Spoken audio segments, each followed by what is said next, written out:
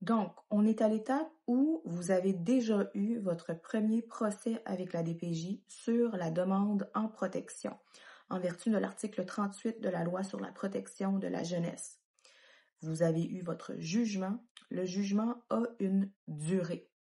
La durée varie, parfois 6 mois, parfois 9 mois, très souvent 12 mois. À l'expiration de ce jugement, la DPJ doit déterminer si la sécurité et ou le développement de l'enfant est encore compromis. Si la réponse est non, le dossier s'arrête là.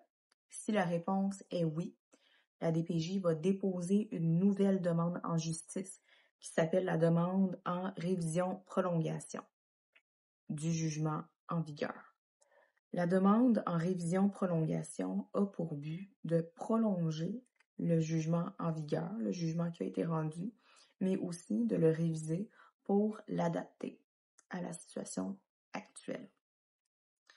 C'est l'article 95 de la Loi sur la protection de la jeunesse qui habilite la DPJ à faire une demande en révision-prolongation. En défense, vous pouvez soulever qu'il n'y a plus de compromission, c'est-à-dire que la sécurité et ou le développement de l'enfant ne sont plus compromis. En défense, vous pouvez aussi proposer des mesures autres. Par exemple, la DPJ pourrait demander de prolonger un placement. Vous pouvez demander autre chose.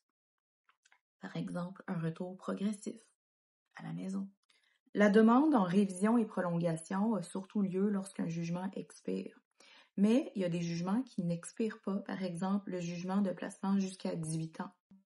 La DPJ peut quand même faire une demande en révision.